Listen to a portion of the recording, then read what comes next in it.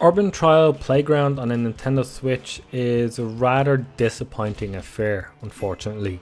If you're not sure what the game is, it's basically a Trials-like game where you go from start to finish on a 2D plane, but the background and the way you move around the world may be 3D. So while you're going straight, you may be going sort of turning around corners or going up or down, which is kind of cool, the perspective of things.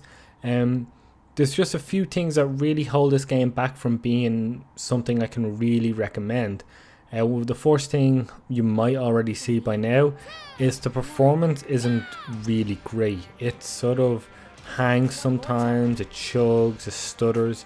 And on top of that, then you can maybe see as well, it's not the greatest looking game either. It's not like it should be taxing the Switch in the way that it is. Beyond even just the visuals and the performance, there's a few design things that kind of frustrate me. When you're finished playing your session, whatever, one day, and you go back to the game the next day and you go into the single player, it doesn't pick up where you left off. So say I'm on mission 33, I go back in and it's pushed me right back to mission 1 again, and that's frustrating because then I've got to hold the down button and scroll and scroll and scroll, and then, oh, what mission was I on? Okay. And you've got to, like, it's just not a fun experience to do that. I know it's a little nitpicky thing, it's something that can be fixed, but it definitely, like, it hinders, to me, it hinders your experience. It's not fun to do that. On top of that, then the missions are fairly basic. For the most part, you're either beating a score or you are getting to the end in a certain amount of time to earn stars to then move on.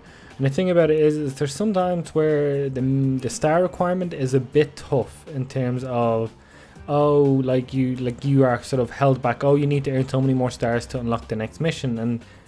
And I felt like that popped up once or twice, like too many maybe. That kind of made me have to go back and, oh, I only got this score and this, and I only got this many and that, and then I don't know, that's sort of, I know it's a great way to sort of make sure you're at a certain skill level to maybe take on the next section, but I don't know, I'm not a big fan of walling or gating that sort of stuff, especially so often. As well, the controls feel okay, they feel slightly delayed, but that also could be because of the performance, which is, I mean, disappointing, obviously. You can level up your bike, you can add different parts to it which change the stats slightly, but doesn't sort of do anything huge except for maybe make it a bit faster and stronger.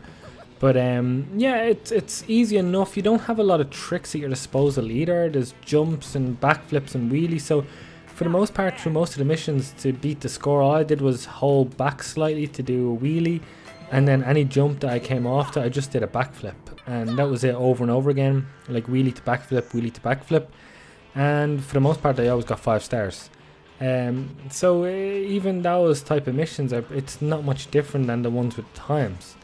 There's some like chip things to find each mission, but I don't know, didn't really feel any incentive to do so.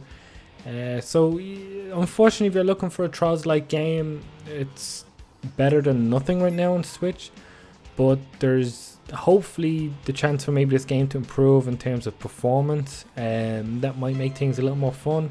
But then again, like I said, the mission design is not great. The level design is fine. I think there's some cool looking areas. I think it's distinctive enough. I think there's enough variety. I never felt bored doing the same stuff over and over again. There's a lot of sometimes nice level design. I think that's one big thing I definitely think it has going for it. But everything else is just a little bit less than what I'd want or expect.